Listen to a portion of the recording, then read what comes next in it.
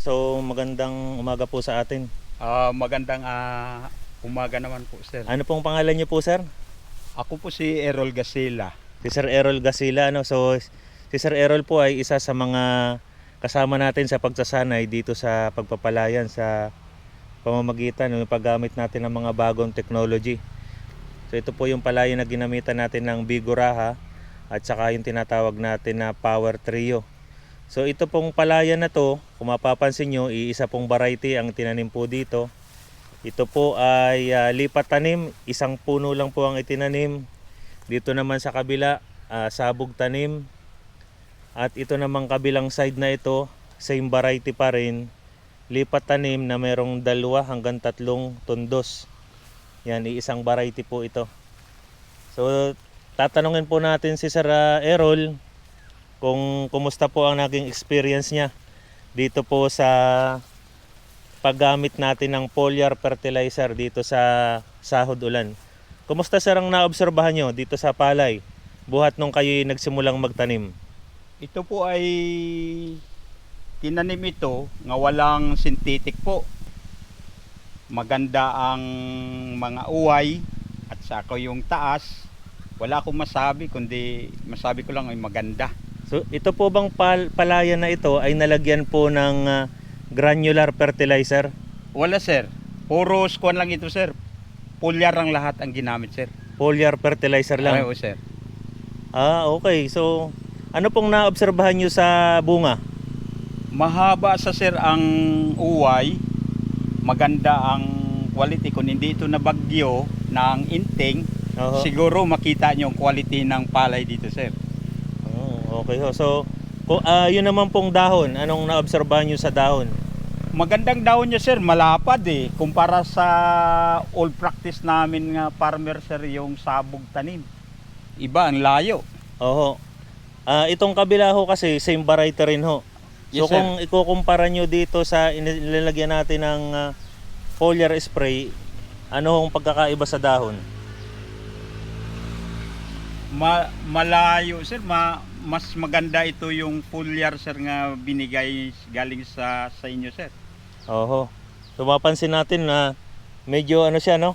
Mas green. Mas green siya, sir, at saka mahaba ang kunya, sir. Mahaba yung anong tawag nito? Flag lip. Yung flaglet niya, hindi katulad nito ng tanim, yung oho. lipat tanim. Oho. So parehas lang silang lipat tanim, ano? Parehas. Pero ito, sir, ay granular kasi ang nabuno dito, sir. Ito may abono. Oo, sir.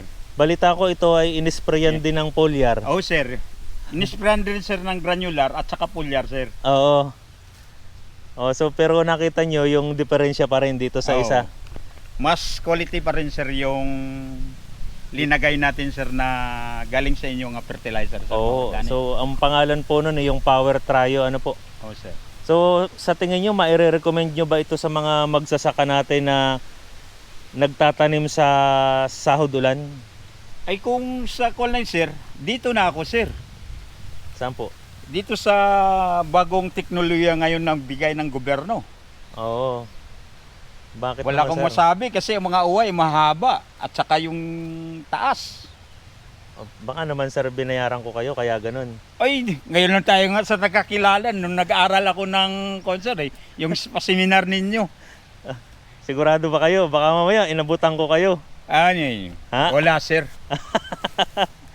Ayan Ito po. maganda rin, sir, pero mas maganda itong foliar nga binigay, sir, nga walang synthetic. Ayan po. So ang ginamit po natin dito is triple 14 na 1 kilo, isang Wala, ano sir. yan? Foliar po yun. Ay, yung Foliar na triple 14. Ayun, sir. Hindi nyo. Ano? Yan. Meron po kasi tayong 1 kilong triple 14 ang numero ng foliar. So naglagay din po tayo dito ng urea na foliar at saka 727 foliar pa rin. Tapos meron po itong microbial inoculant, yung pangkondisyon ng mga organismo sa lupa. So yun po ang mapansin nyo talaga epekto nito. Maberde yung dahon niya, parang hybrid. Oh, sir, umpisa naglagay, sir. Oo. Hindi nagbago, sir, hanggang nagbunga nga for harvest. Oo. Hindi bago. Hindi nagbago sir ang kulay. Sigurado kayo doon. Oo sir, sigurado. Kung makita nyo naman sir. Yan talagang totoo ho yun. Ang isa pang advantage nito, mapapansin natin, malilim itong lugar na ito, nalililiman.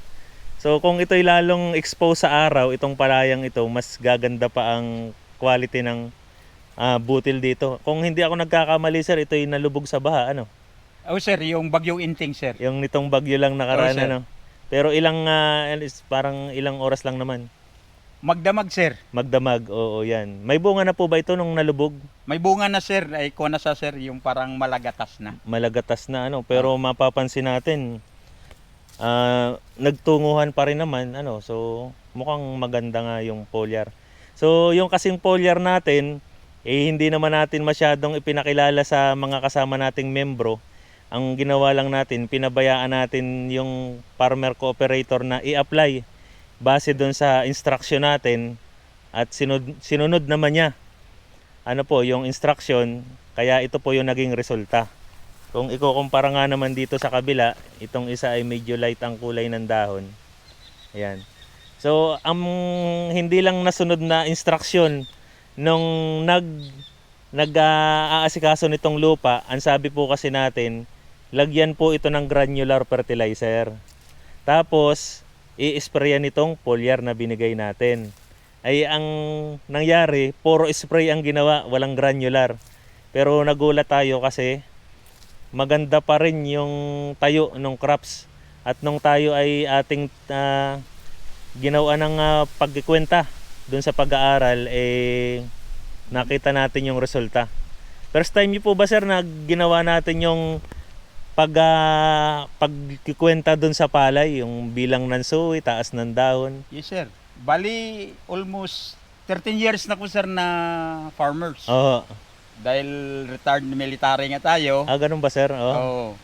Di nagpalayan, may 2 hektar tayo. Oo. First time po sir naranasan ang ganito. Ganun po. Yes sir. Kumbaga sir, magandang experience na rin sa atin. Experience, oo. Oo. Ayan sir, Wala so may masasabi pa ba kayo? Wala na sir, basta kung ano ang pinag-aralan ko, Oo. yan na siguro sir ang gayahin ko. Ayun, so maraming salamat po. Okay, sir. Thank you. Thank you po. So yan, yun po ay testimony ng isa nating kasama magsasaka. Kaya lang, baka ito'y aabutan ko na regalo mamaya si sir. Kung hindi ito nabagyuan sir. Oo. Ganda sana, Ganda talaga sir.